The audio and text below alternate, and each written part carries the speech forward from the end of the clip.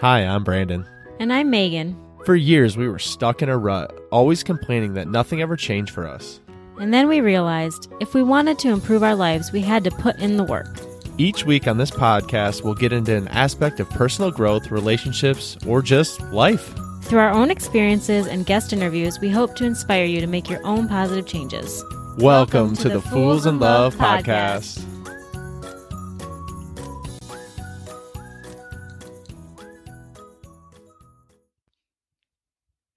Have you noticed anything lately about the kids at the bus stop now that it's getting colder? Oh my gosh, don't get me started. They all wear only sweatshirts. It's like 40 degrees. Sometimes it's in the 30s. Why are they just wearing sweatshirts? Do they not own coats?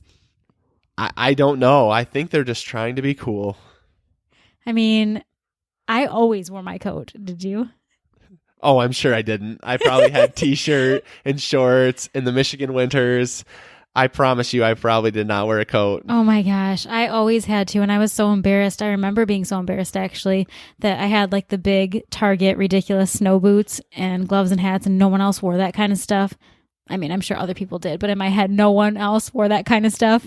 And I just remember feeling mortified about it. Oh, to be young and dumb. So, Meg and I have been together for a long time, and I mean a long time. Hey now, you better watch yourself, boy. We met back in 2003, and we've been together ever since. And recently, we were actually talking about just life in general and marriage and our goals for the future. And we started to really reflect on what we wished we could have told our younger selves. Like, hey, put on the coat if you need it. And I'm sure all of you would love to go back in time and be able to tell yourself something that might help you out or just get you through a really tough time. This episode is all about what we would have liked to tell our younger selves now that we're in our mid-30s and a little bit smarter, hopefully, than we once were. Ooh, I love the quotations, mid-30s. Let's stick it there. But yeah, the first thing we were really thinking about was really just stopping waiting for your life to happen. I know for me, for almost all of my life, I just simply sat back and waited for my life to happen. I waited for someone to show up and hand me an opportunity. I waited for God to speak in a burning bush or come out of the sky and just give me something. And therefore, until that time happened, I would just remain comfortable. I would remain in the place that I was. Because clearly there wasn't a sign, there wasn't a vision, there wasn't something there that told me that I should be doing anything differently.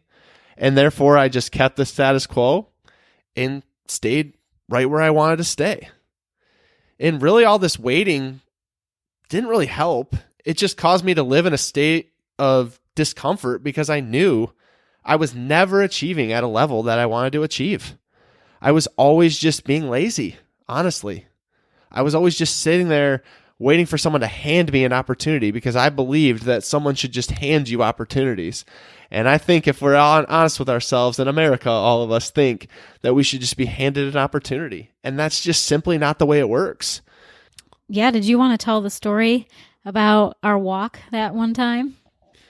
Yeah, so I remember very, very clearly, probably back in 2012, me and Megan had taken a walk into our neighborhood. We had recently gotten to our house and we were just walking around the neighborhood. One of the first times probably. And I remember Megan saying, you know, you're pretty happy with where we're at, right? She's like, you know, we have the house now. We have a dog. You know, we have a job. You're good with that, right? And in my head at the time, I remember thinking, yeah, I really am good with that. You know, the house, eventually the 2.5 kids, the white picket fence, the job. And no, we are not pregnant. No. But as I reflected longer and as I got a little bit older, I've actually thought back to that point and I thought, no, that I wasn't happy. No, I'm not satisfied with where I was at. And really, when I reflected, I thought, this is all there was. And not that it was really bad or all bad, but I thought this is all I could really achieve. And when I'm really honest with myself, the more I went on and the more I achieved and the more we did with our relationship to improve it and the more I did with my job to just be more successful and get further along in my career, when I got to the end of that tunnel and I did everything that the world told me I had to do to make me happy, I had the achievement, the wife, the house, I was overall unhappy. When I honestly reflected, it's not like I was miserable, so don't get me wrong, but I just wasn't fulfilled. And I was searching for that sense of fulfillment. And it all came back to one honest conversation, or maybe a couple different honest conversations we had between me and Megan, where it was like, I'm not taking action. I'm not taking charge. I'm not doing what I need to do to make my life happen. Because ultimately, if you're sitting there in the same place, or if you can relate, you need to look in the mirror and identify, like, am I doing the things that I need to do to get to the place where I want to be? Because for me, I wasn't. I was afraid. I was afraid to take action. I was afraid to achieve further than what I've always known. I came from a small town. My parents were middle-class people. I didn't know anything else. Even still to this day, I fight through these thoughts in my mind of knowing that I can go beyond that. Just because that's the life I know, just because a lot of the people I know live that life, doesn't mean that I can't achieve further than that. And by the way, there's nothing wrong with that. But if you feel yourself in a need for fulfillment and wanting more, you really have to reflect and say, where am I getting my opinions from? Where am I getting my beliefs and my values from? And is that where I want them to go in the future? Because just because that's where you're at now doesn't mean that that's where you want to be. But I often think about how much further I would be today if I would have just listened to that inner voice a little bit more. If I had done this reflection a little bit more and a little sooner, a lot sooner, I would have been so much further along if I had started to be serious about my goals and be serious about where I wanted to go and accept that where I was no one else's fault but my own. Absolutely. We've been really kind of talking about this pretty deeply in our house and in our marriage these past few weeks, because time is not limitless. And if we pretend that time is limitless, then we're going to be just fine with waiting for our life to happen because we've got all this time in the world to make our goals and dreams come true, right? So this has been just really on our hearts, this stop waiting for your life to happen. What if you only have a certain number of years left? We all do, of course, but we truly have to be able to say, you know, if today was the last day, if 5 years from now was the last day, are we working towards something, or are we simply sitting down, putting our feet up on the couch and waiting for the good things to come to us? Right. I was actually listening to something recently where they said, what if you knew that you only had 2 years left to live? Would you approach things a little bit differently? I certainly would, because there's a lot of nights where I force myself, and I use the word force because I literally force myself to do the things that I know are in my best interest, but my mind wants to tell me that it's I can just relax. I can just do it later. I can just do it tomorrow. And I've gone 35 years of my life, really 34 at this point, of my life, believing that that's okay. But it wasn't until I realized that that's not okay. What if my time was limited? What if I want to leave a mark on this world? And what if right now where I'm at is all I achieve? I'm not going to be proud of that. And we can't sit there living with the thought that time is limitless, because it's not. There's no other way to say it. It's simply not. And this goes to really the next piece of advice that we have, which is not taking your health for granted. If I could go back, I would tell myself, Brandon, don't take your health for granted. Don't stop working out for 9 years. Because I went 9 years not working out at all for no other reason other than I didn't prioritize it and I didn't think that it was worth my time. Yeah. We started out our marriage pretty decently, I would say, on the taking care of our bodies and focusing on our health. At least in the working out sense, because we both would go to the gym. We lived very close to Brandon's brother and sister-in-law, who also who are also members of that same gym. So the four of us would go quite frequently. I was loving the workout classes. Brandon and his brother would be very focused on their basketball or ellipticals or whatever the heck they were doing. I don't even know. I wasn't there. But, but we started out really strong. And then we moved to North Carolina, and we didn't join a gym right away. We didn't really do much of anything, and we got comfortable with doing nothing. And it started to affect not only our physical health, but also our mental health. And for what we had taken for granted for so long became a real issue. Yeah, I mean, I just think back as you're talking. I mean, when I was younger, and I'm talking younger, in my high school years, I mean, I loved all sports. I played basketball and soccer, and I was constantly in good health because I constantly had to be being conditioned to be able to play in these individual sports. So eating the teenage diet was natural to me, but I had become conditioned to eat that diet and then continue to work out. But once I got to college, I didn't have that routine anymore. I didn't have that discipline that was built in anymore. And so I stopped having the built-in workout. And around this time, as Meg was saying, it didn't take long for me personally to balloon in weight. And I mean adding on 20 plus pounds of additional weight because I simply wasn't doing anything. And you think that that would be enough? You think that that would have broken me out of my pattern of laziness? But it took a long time till I finally was honest with myself. And it really wasn't until last year that happened, when I really became serious about getting healthy and fit again. And I took up running. And it's literally changed my life. It's changed my mindset. It's changed how I view the world. It's changed my thought patterns and everything else. I show myself daily that I can do something. It's challenging, but I can do it. And I see even more clearly with the healthy aspect in the exercise that it's so easy in your mind to talk yourself out of the fact that you need to do it, when we all know deep down, and you guys all know deep down, it is the best thing you can do. You're simply just not doing it for whatever reason you're justifying. 100%. The other point on the don't take your health for granted is just to realize that at any point, one of us, both of us, any of you could be diagnosed with something. You need to be conscious of your health. You need to be thankful for the health that you do have if you have it.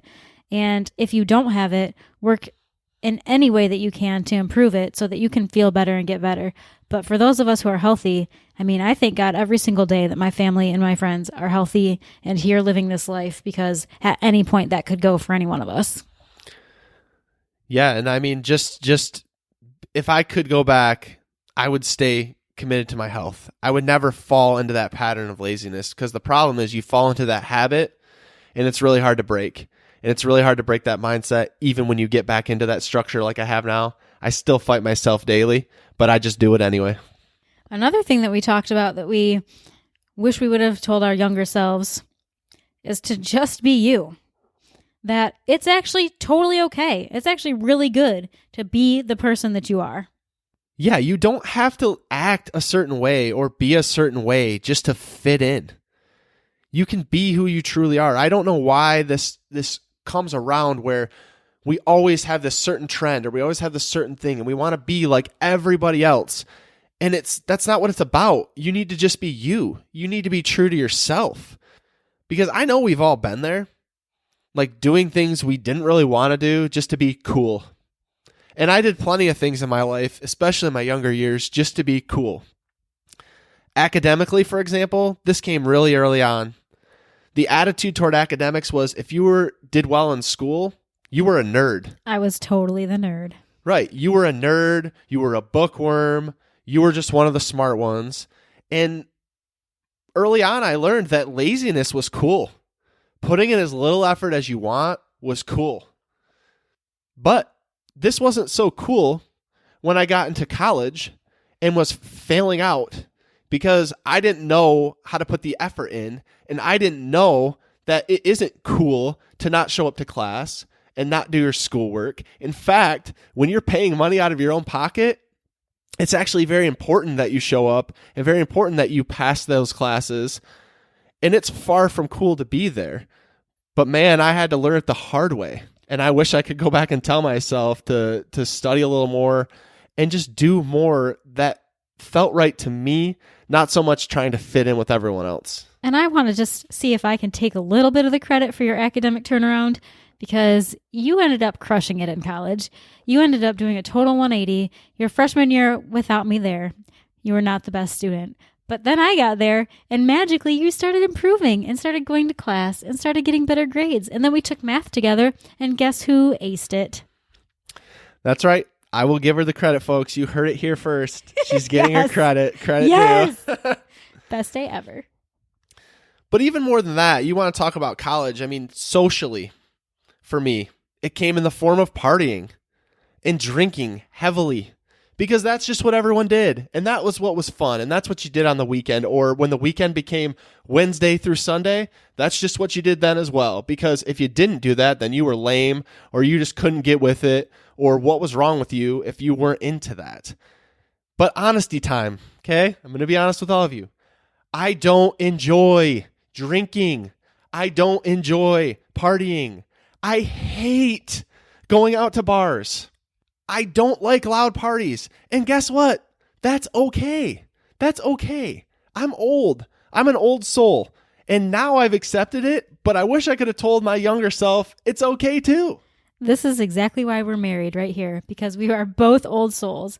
We do have the occasional drink together at home, by the way, but we are not partiers. If you are, that's totally cool. If that's your thing, you go, you do you. But I mean, we are just old souls together and we love it. It's true, though. The sooner you can admit and accept who you are, the better off you'll be. And here's the thing. No one cares. No one really cares. If I didn't drink, or if I wouldn't have partied, or I didn't want to go out to the bar, no one would have cared. Yeah, sure, they might have given me a side comment or jab, but really, in the grand scheme of things, no one would care at all. And so why did I feel the need to do that? Just to fit in. And we do a lot just to fit in. And the younger you are, the more you're being molded to be accepted by other people. But the older I've got, the more I've realized that if I can be accountable to myself, if I can accept myself for who I am, if my kids accept the person I am, if I'm the best husband and father I can be, that's all that matters to me. It doesn't matter what the outside world says or thinks about what I do. It only matters what the people closest to me believe and what I believe, most importantly, about myself. I couldn't have said that better myself. Let's move on. So the next topic, which is probably one of the toughest for me, is to not take your relationship for granted. I second that. It's very hard when you've been together a long time to not take your relationship for granted. Yeah, and like I said, me and Megan have been together since 2003, so we were together a long time. And then after several years together, we got married. And once we got married, I fell into a pattern. I lived under the assumption that she'd just always be there. So really, why did I have to put in any work? Why didn't I have to put in any effort? So guess what? We didn't. We didn't work on our relationship. We moved multiple times early on, first to the Dallas-Fort Worth area and then to North Carolina, where we are now. We both worked difficult jobs, and in my case, it was hard to lock down a full-time job, which caused added stress. Nothing seemed to ever fall into place for us. We were broke. We lived really a negative existence with this woe is me attitude. And somewhere along the way, we just stopped thinking about our relationship. We stopped trying to find joy in each other. We stopped dating and pursuing each other. It just got bad. And I mean really bad. And I wish now, reflecting back, that I could have told myself to be more responsible for my relationship, to lead my wife better, to show up more for her every day. And thankfully, I've learned some hard lessons, and I will never live another day where I take my family or my wife for granted. because I understand the blessings that I have. But man, would I have loved to save myself a lot of heartache to know this lesson a lot earlier on. I don't even know how to say anything after that. That was beautiful. I mean, we were struggling. We struggled for a long time. And I was just as guilty as Brandon, probably even more so guilty than Brandon, of just stop caring, stop dating, stop pursuing, just ignore the situation, ignore him, try to find fulfillment in any other way that I possibly could, as long as it didn't involve actually dealing with the fact that our marriage was struggling. And now, looking back, I can say how stupid we both were, but probably me more, for just ignoring it and just not paying attention to it and taking it for granted for so long, that just assuming that the other person would be there throughout all the crap, that it actually tore us apart for a while. And we had to find our way back to each other. But now that we've had several years of this wonderful marriage that we've built together, I mean, there is not one day that I don't wake up thinking, man, I am so lucky that my husband chooses me. He chooses me every single day over and over and over, because that's what marriage is. I choose him every single day over and over and over, because that's what marriage is. And this one, man, it took so long. It took so many hard lessons.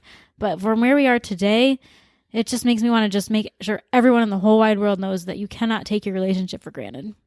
Yeah, and just as a side note to that, don't ever, if I could give one piece of advice, don't ever stop dating and pursuing your partner. Because when we were broke, when we didn't have any money, you know what we thought would be a great idea? To never go out on a date, to never go out to dinner, to never do anything, because we simply just didn't have the funds to do it. But now we recognize, hey, we got 2 young kids. We ain't going out to dinner. But guess what? We still date each other at home. We still leave each other little notes. We still pursue each other. But you can never stop pursuing your partner, and don't ever take your relationship for granted. Please hear this. If you take nothing else away from this, if you're in a relationship, please hear this. Never take your partner for granted. Constantly be pursuing them and show up for them. I don't even... No more on that, please. We got to leave that one. The next one, to make it a little bit less heavy for you, is not to wish your life away. You guys, I was the worst at wishing my life away. Until my 30s, I operated on I'll be happy when, and I just kept wishing for the next stage of my life. When I was concentrating on getting to that next life checkpoint, I was missing my whole freaking life and just wishing it right on away. It started in middle school. In middle school, I was miserable. So I just couldn't wait for high school, because I knew I'd have to change schools, because where I went to school only went through 8th grade. So I knew I had to start completely over for high school. So I was like, let's get to high school. But then in high school, I met Brandon. And guess what? I couldn't wait to get to college with him, because he's a year older. So I wished my senior year away. Then in college, I was like, well, college is, here and great. And I'm ready to just move out of my college dorm, move in with Brandon. Let's get married. Let's have all these kids, whatever. It didn't matter what the real plan was going to be. Just that I was bored with college, ready to get married, ready to start our life together. Except I didn't understand that our life had already started. My life was starting. It was already in progress. And I was just wishing it away. I probably missed out on a lot of really fun and enjoyable parts of each stage of my life because I was so concerned with getting to the next place. And I just wasn't grateful. I just wasn't grateful for where I was at, the lessons I was learning, the people I had in my life. I just kept wishing that it would go away so I could be to the next level. Now, I've mostly outgrown this, but even still today, there are times I think, well, I can't wait for when the kids are a bit older. And in doing so, it makes me sometimes just miss the amazing things about having a 5-year-old and a 2-year-old right now, right this second.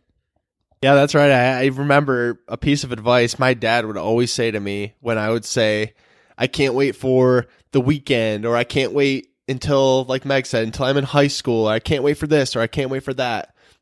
And he would always say, Brandon, don't wish your life away. Because someday you're going to get to this job and you're going to get to your life, and it's going to be hard and it's going to be challenging. And you're going to wish you were a kid again and that you could go back and have zero responsibilities. And let me tell you, he was right. There's plenty of days I wish I could go back, but I can't. So if there's one piece of advice I could give, enjoy the stage of life that you are in. Stop waiting for your life to happen. Like Megan said, it's happening right now. Your life is happening every day. It's just how you choose to live it and how much you choose to appreciate it. And if you don't appreciate it, how much you change it or are willing to lean into some discomfort to make it better. But don't ever just wish it away. Another thing, since we've been talking about college a few times during this episode, let's go there. Your college major doesn't matter. I was absolutely ridiculous about my college major. I didn't know what I was going to do. And everyone else seemed to. So I was like, you know what? I'm just going to pick. I'm going to pick psychology. So I picked psychology. I just couldn't figure it out. So I just went with it. There's not a whole lot you can do with a psych degree as an undergrad. You pretty much need to go on to school. But I wasn't thinking that through. I was just thinking about it. And it mattered so much. Well, I thought it mattered so much. Because turns out it didn't matter one stinking bit for either of us. Not only me and my psych degree, but Brandon and his teaching degree. He is not a teacher. Don't have one thing to do with the psychology degree today. I spent all this time and worry and stress on figuring out what I was going to do with my life. And really all I was doing was getting a college degree, period. It didn't matter what it was at all. Yeah, that's totally true. You don't need to spend a bunch of time freaking out about what your degree is going to be, because unless you're planning on being a lawyer or a doctor or something with a specific educational path, it probably won't matter. And I'd venture to say that most who want to be that kind of thing already know that's what they want to do or that's what they want to be. But I'm going to be real with you. I wish I would have known this back then, and I wish I also would have known, just coupled with this, that college isn't an option for everyone. It's not a requirement for everyone to go to college.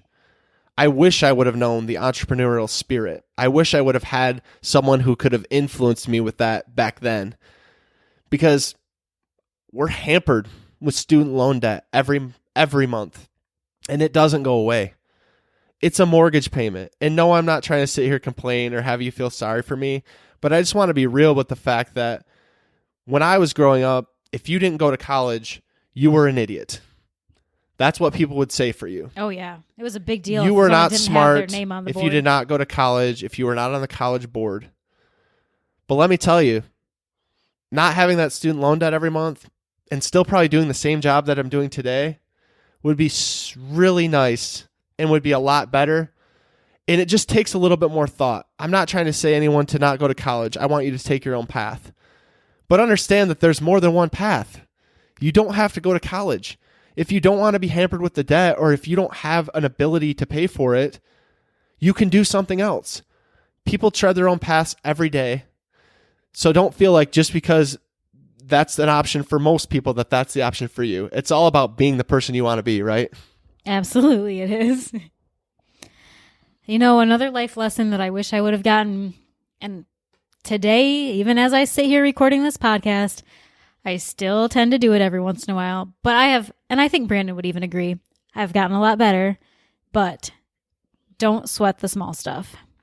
Yeah, and since Meg took a little bit credit earlier, I'd like to take a little bit of credit here. As you should. Say that when I first met Megan, little Megan, she was so cute and naive. She was just so cute and naive, and she really believed that she could control all of these things, and that if she stressed about them enough, or if she was just perfect enough, that everything in the world would be just perfect as well. But I've taught her a lot about not sweating the small stuff, about moving on from things, and about not holding on to them, because there's just a lot of stuff in this world that you can't control.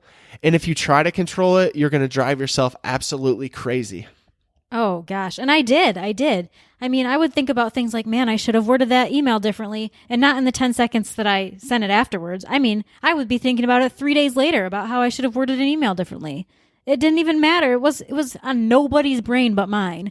It was of zero importance anywhere except in my own brain. And it was taking up my time and my emotional sanity, probably. I mean, I was just worrying anywhere I could for no real reason. It was all about things that would probably never even happen or didn't matter much at all.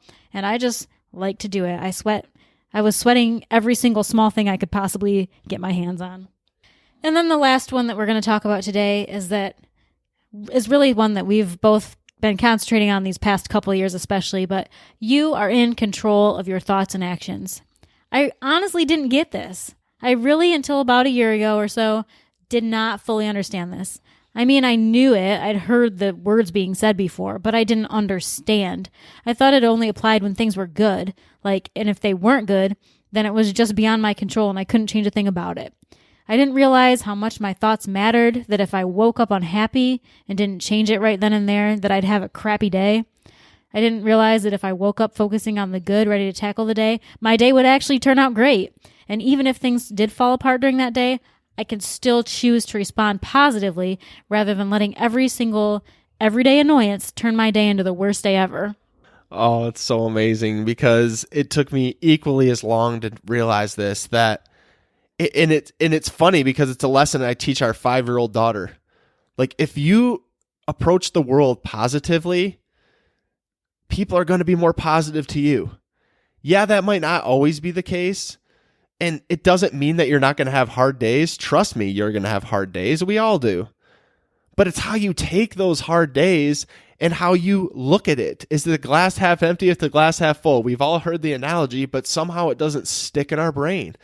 And it really wasn't until a year ago that I realized how much negative thinking I had. I mean, I was just a negative person. On the outside, I was happy-go-lucky. I was the guy's guy. I was, always trying to lift everyone up. But on the inside, I let a lot of things fester. I just let a lot of things be negative and just affect my mood, even though it was something so simple. And man, if I could go back, I'd be like, dude, settle down. You're going to be all right. And just work in that positivity.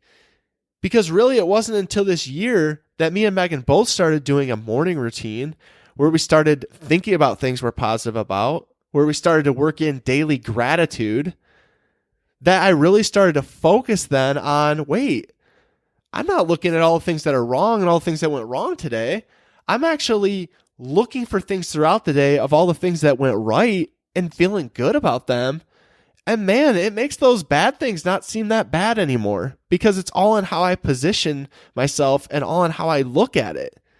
And we've all met someone out there who is just more positive. They just have something about them that you walk away and you have a smile on your face and you don't really know why. And those are the people that have figured this out, that it's all in how you look at it. This world is all in how you take the hard things and how you take the negativity and you spin it to something positive and you learn from it and you realize that, hey, this did suck. This is hard, but we'll use the term embrace the suck because those are the times where you're growing the most. Yeah, I mean, when you walk away from those people that just really impacted you in a positive way, you tend to think, well, their life must just be really good. But I promise you, their life isn't just that much better than yours. It's just that they're choosing joy. They're choosing to see things past the circumstance of the day and seeing the bigger picture and seeing that there are plenty of things to be grateful for and feel blessed about that have nothing to do with their current circumstance. Well, I know some of these were light and some of these were pretty deep, but these are all the things we've reflected on. And trust me, if we had all day, we could come up with things we'd like to tell ourselves. And I'm sure you out there reflecting could come up with some of your own. And feel free to share it with us over on social because we're always constantly learning. We're constantly changing. And the older we get, the more introspection we have and the more we reflect on those things that we wish we could have changed. But really, the biggest thing we can say is if you are still holding on to some of these things, you can change them today. That's pretty much the coolest thing about it that I can think of. You can change anything at any time today. Because even if it's bad, even if it's tough, you can change how you're positioning yourself and how you're looking at it. So look at the beliefs you have. Look at the things you're carrying. Reflect on what you would have loved to teach yourself in the past, and maybe you'll educate yourself a little bit on the future by doing it. Hey B, what did you think of that episode? I think it was pretty dang good.